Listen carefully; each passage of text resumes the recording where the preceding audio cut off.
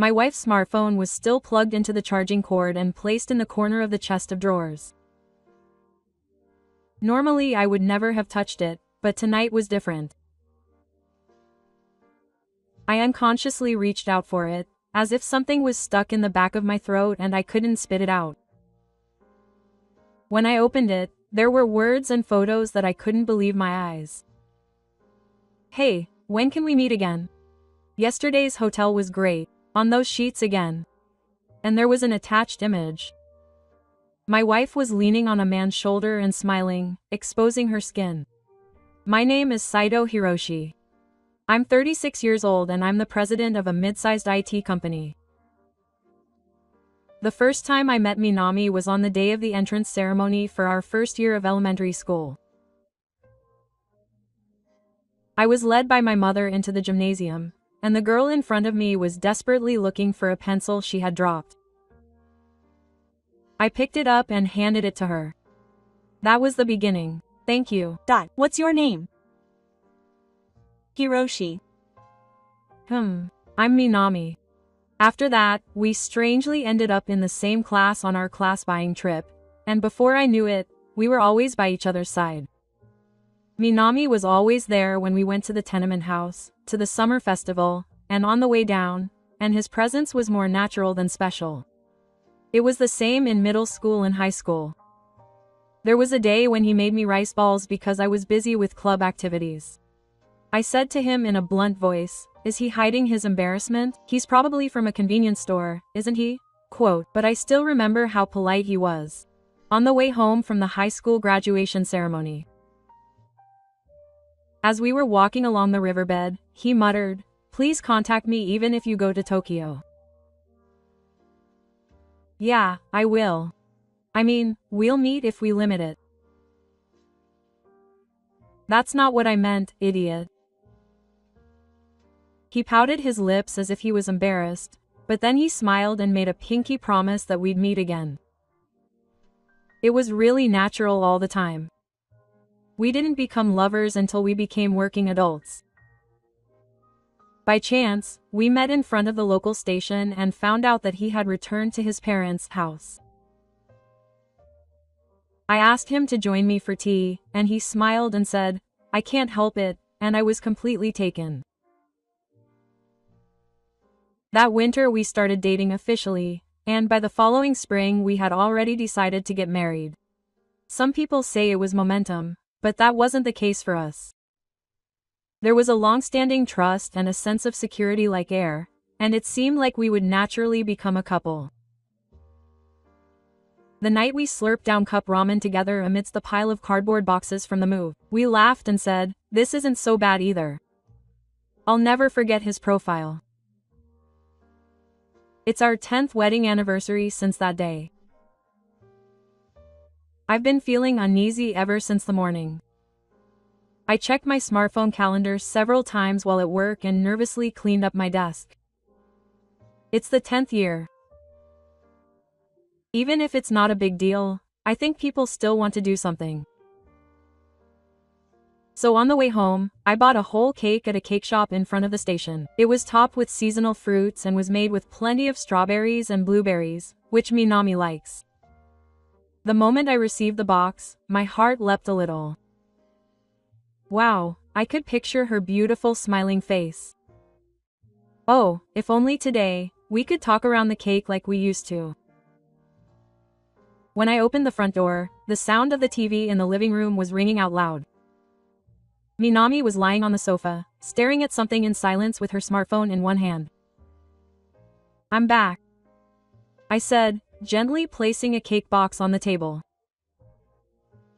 "Look, it's our anniversary today, so I bought a cake." I was vaguely aware that she didn't have the reaction I was expecting. Still, I thought she might look a little surprised or smile to hide her embarrassment, but I don't need that. I'll get fat and I'm not interested in cake anyway. I said that just by parting ways. She didn't even move her position while playing with her smartphone, as if she was cutting off my existence. My head couldn't keep up, and the sound of the TV was strangely loud, and I felt like nothing I said reached her. "It's our anniversary though." I said that, but Minami pretended not to hear me, and didn't stop scrolling the screen. How many years have passed since I've been thinking like this? The first few years were fun. We went to look at furniture together, and we prepared our new home, and we cooked on the weekends, and Minami was smiling. She waited for me to come home and proudly showed me what she made today. I used to look forward to coming home. But something changed. At first it was a small change. She started to get tired of housework, and we started eating out more, so she didn't care if the laundry piled up. She started playing with her smartphone all the time, and no matter what I said, she seemed to be indifferent. How was work? That's right. If she was tired, she went to bed early. It was as if she was only interested in me. My words, my consideration, and even her very existence seemed like just background. But maybe I was still clinging to old memories. That's what married couples are like. Even if there was a time when I woke up, I was hoping somewhere that I could go back. But tonight, I felt something had broken decisively with Minami's words and his cold gaze. I'm getting fat and I'm not interested. With just one word, 10 years worth of memories slip away. The day she bought a bouquet of flowers and came home even though it wasn't her birthday. The day she came to pick me up in the rain with her hands covered in tar. Maybe that smile of hers as she held my hand tightly in the middle of the crowd at the summer festival was all just an illusion. I'm going to take a bath, Minami said in a cold voice and disappeared into the bathroom. It was supposed to be a milestone day for the two of us, but I was left alone in the living room. I was sitting on the sofa in the living room, looking at my smartphone. The TV was still on. The roadie that we watched together a long time ago was playing, but I couldn't remember what it was about. There was a cake box left on the table, untouched. As I was looking at it, I suddenly felt something stuck in my chest. Minami has always liked sweet things. If I gave her a cake on an anniversary, she would always laugh, but now Minami responds with a certain word to every action I make. No matter what I do, it doesn't resonate with me. Did I really just wake up? As I heard the sound of the shower coming from the bathroom, my eyes were drawn to the smartphone placed in the corner of the living room. Minami's smartphone. It was placed in the corner of the chest, plugged into the charging cord. I would never touch it normally. I thought I had protected the trust between us as a couple, but tonight was different. I unconsciously reached out, feeling like something was stuck in the back of my throat and I couldn't get it out. I tapped the screen and it woke up. It was locked, but when I looked closely, there was a fingerprint of a number. I tried entering Minami's birthday. It opened easily. I'd be lying if I said I didn't feel guilty, but deep in my heart, another me was quietly holding it. I'd better check it out now. I opened the message app from the home screen. There were icons lined up that I didn't recognize. And my finger stopped on one of them and the name, you.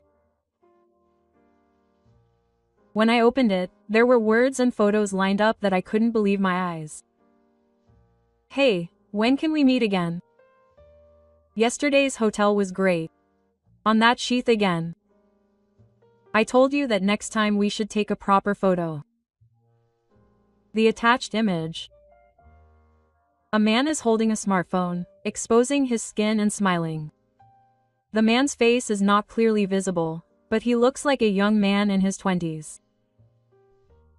And several photos lined up below it. When they were taken on the bed, there were a number of images that could be seen on the ground. The two of them are naked and embracing each other. There is even a cut that clearly shows that they are in the middle of a sexual encounter, even though they are wrapped in sheets. Among them, Minami had never shown me. No, he had an expression that he couldn't show. He turned his face, twisted his body, and his mouth was somewhere far away, so I couldn't take my eyes off him, even though I thought to myself that I shouldn't have looked. All the blood drained from my hair in an instant. I desperately tried to hold back the urge to scream. My body trembled, and emotions of anger, sadness, and not wanting to believe it all mixed together in my head. With trembling hands, I desperately operated Minami's smartphone. I took screenshots repeatedly and transferred all of Gigi's photos and messages to my smartphone. Immediately afterwards, I carefully deleted the transfer history and screenshots, and erased the history. It took only a few minutes, but it felt like an hour to me, and it was a long and painful task. When everything was finished, I gently returned Minami's smartphone to its original position. Then, without a word, I returned to my bedroom and took out a small USB from the desk drawer. I thought I should store evidence on an external memory as well, just to be safe. A few days later, I backed up all the data, intending to consult a lawyer. At this moment, something had clearly changed inside me. There was no reason to cling to the illusion of being a married couple anymore. At this point, something inside me had completely broken. "Yoko-san," Minami called out to me, "Good morning," but I didn't reply. I just got ready for work without even looking at her face. From then on, I stopped talking to Minami at all. Even if she asked me something, I only replied with the bare minimum. We had separate meals, separate choices, and I didn't tell her when I'd be home, so we didn't see each other more than necessary. At first, Minami was shaking her head, but after a while, she seemed to sense something in my change of attitude and started to get strangely restless. Then I made another move. I stopped giving all the financial support I had been giving to Minami's family. Minami's family runs an old store in the local area, but it hasn't been doing well for the past few years. I had been paying for the repairs to the store and part of the living expenses. But there was no reason to give money to someone who had betrayed me. It's over. By the time I muttered this to myself, my feelings for Minami had almost disappeared. A week had passed since I had stopped talking to Minami. For the first few days, he seemed uncomfortable, but soon it became clear that he was impatient. He suddenly started serving miso soup for breakfast, and lined up my shoes at the entrance, and he started to be overly considerate. But all of this just seemed like a superficial attempt to get by. "Hiroshi, is it the day I don't want dinner today?" "Ah, I don't." Even when I answered, he looked even more relieved. As if he thought that if he was nice, everything would go back to normal. As if he thought I would forgive him by clinging to sweet memories. If that's the case, he probably thought I didn't see that photo. I still haven't mentioned anything about him looking at my phone. So maybe Minami is angry about something, but doesn't know why. That's not it. I know everything. All of your betrayal. And one more thing, he seemed to have heard more than I expected about the fact that I had stopped sending money to Minami's parents' house. One Sunday afternoon, the doorbell rang. When I opened the front door, Minami's father was standing there. "Saito-kun, I have something to tell you." He is a man I once called Dad. But now he is a stranger. Nothing more, nothing less. I'm sorry, but I have nothing to say. I closed the front door with only those words. As I stood there, the heavy footsteps of Minami's father faded away. A few days later, Minami brought a homemade dinner. But that day, I had eaten outside and returned home. The sweet smell that wafted through the air the moment I opened the front door and the forced smile somehow made me shiver. Today is Hishi's birthday, isn't it? There was even a cake on the table, thinking that she might eat it. Apparently, he even pulled out the recipe that they made together 10 years ago when they got married. Who did he make it with? I was completely unconscious when I said those words. But Minami's shoulders twitched and I couldn't say anything back. The air in the living room was freezing. Is something wrong? Minami asked in a trembling voice. But I didn't answer that either. I just stared silently at the food on the table.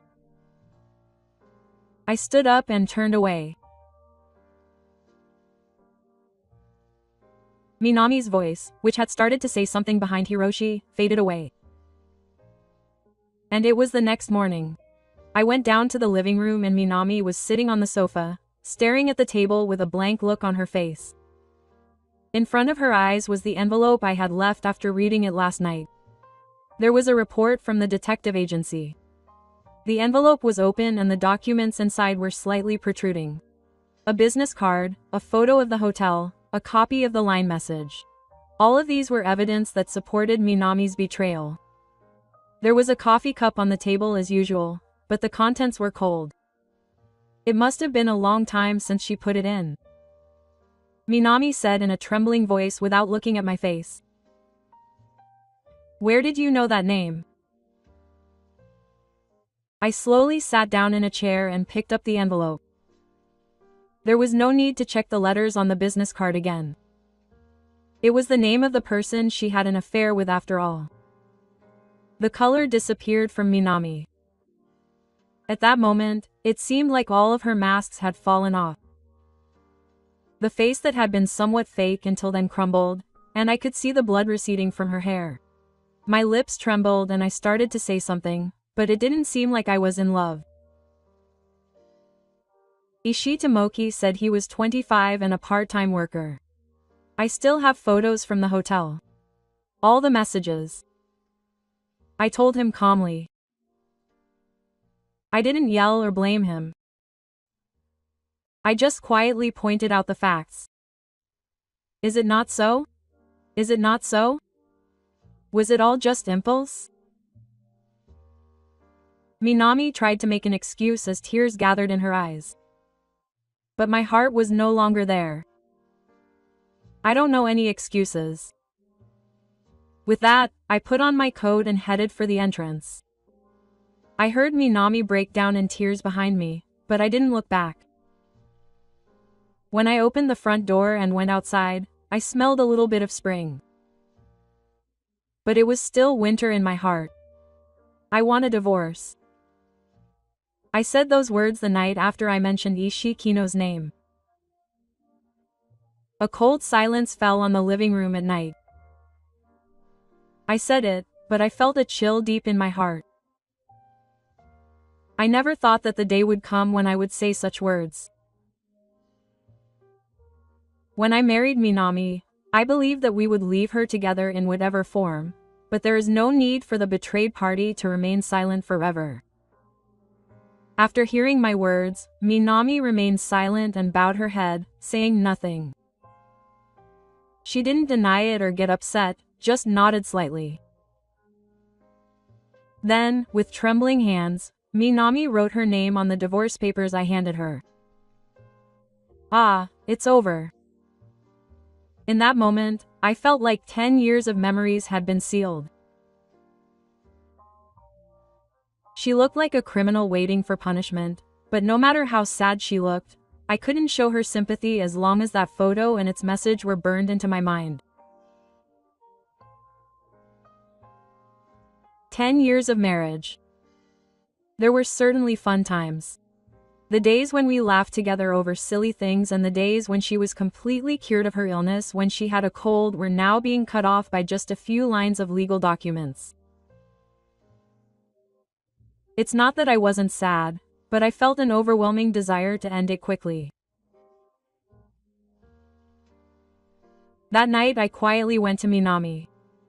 Please pack your things. I want you to leave by tomorrow. I think my voice was very cold. But that was the best I could do. I didn't even have the energy to yell at her anymore. Minami didn't move for a while. Eventually, she slowly got up and silently went to the bedroom and opened the suitcase. With trembling fingers, she carefully folded each piece of clothing and packed it into the suitcase. Watching her back, I suddenly remembered an old memory. When we were newlyweds, we were laughing and packing our clothes in the same bedroom. We laughed and said, "This shirt still has the tag on it, and it'll be easier to get it if you put it here." I wanted to believe that the smile at that time wasn't a lie.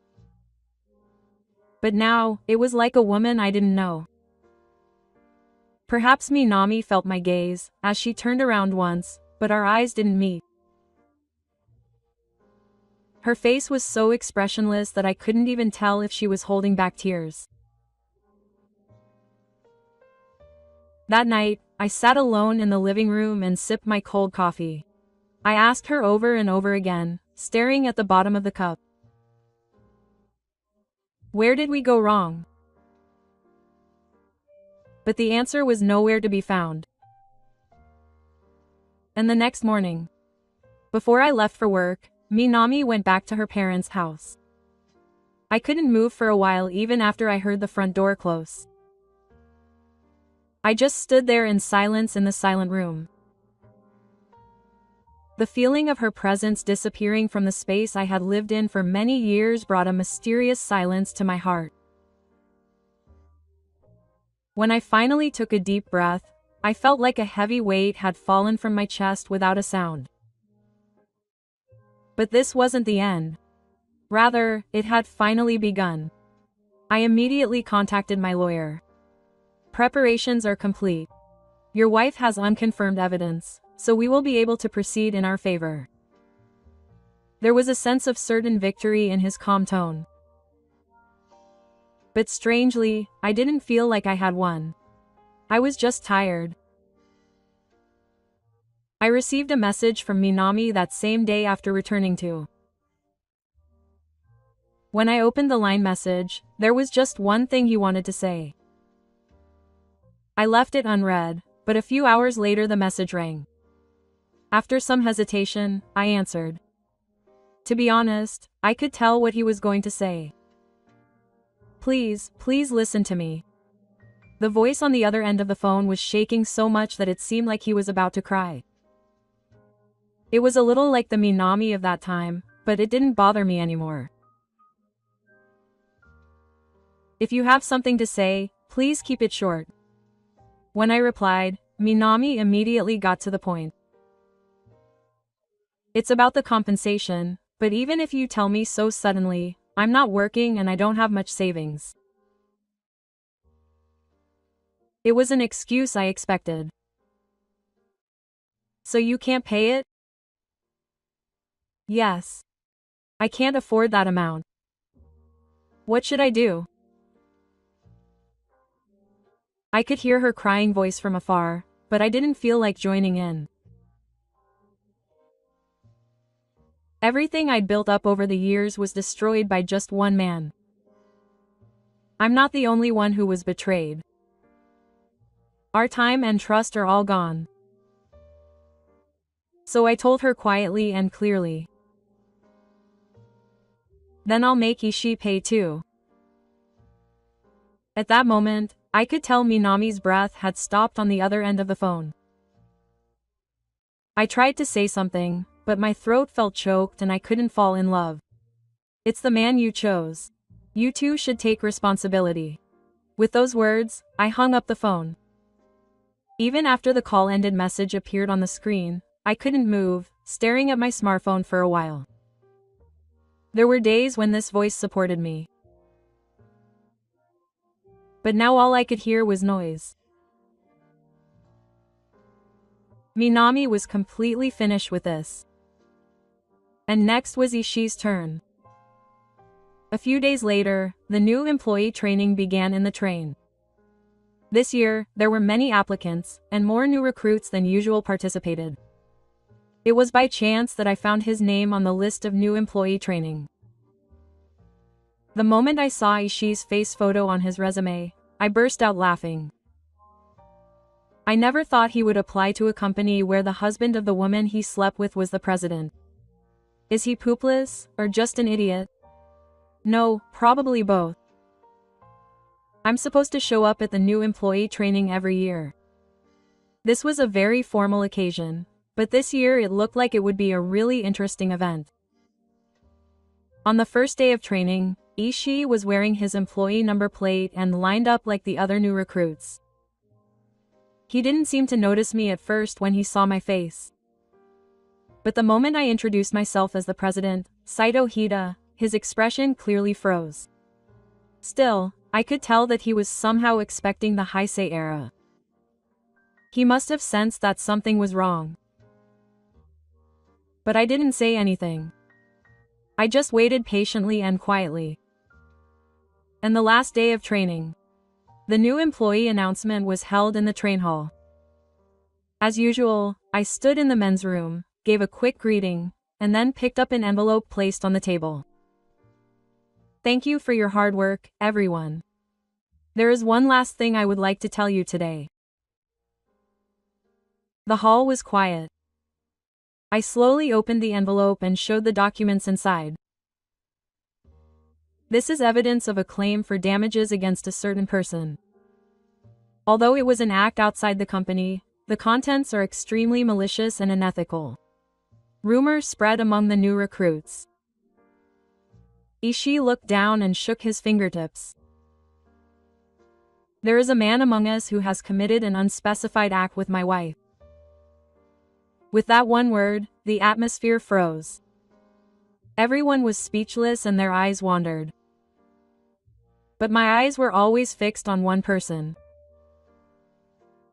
All the evidence is here. Line exchanges, photos, hotel usage history. I will now officially proceed with the legal procedures. Ishii's face was straight. Could he no longer bear it? Finally, he stood up and took action. No one chased after him. There was no point in running away. The next day, Ishii Satoshi left to complete the procedures for his resignation due to Ishin's circumstances. But my revenge is not over yet. I sent a certified letter of compensation to Ishii's parents through my lawyer. Soon, the company received a phone call. Saito-san, I'm really sorry about my son. An old woman's voice mixed with tears. It was Ishii's mother. I left the money in my hand and remained silent for a while. I'll make him pay for what he should pay. I intend to make him bear the responsibility of raising a man who lacked ethics. I heard a voice on the other end of the phone. But my heart didn't hurt at all. A while later, Minami tried to contact me again. His name was in my smartphone's call history many times, but I never answered. There was no reason to go back to the past. A few weeks later, a mutual acquaintance told me about Minami's situation. She seems to have lost a lot of weight. In many ways, apparently, she returned to her parents' home soon after the divorce, but it seemed like she was still too small there. My father especially trusted me as if I was nothing, so the disappointment was great. You can date any man you want, but I will never forgive you for betraying Saito-kun. After he said that, Minami hardly spoke to him. His mother also seemed worried on the surface, but when asked why he did such a thing, she just sighed and the conversation gradually died down. The neighbors were cold. When I walked through the shopping district I was used to, old classmates and familiar housewives whispered to me. Minami-chan is back.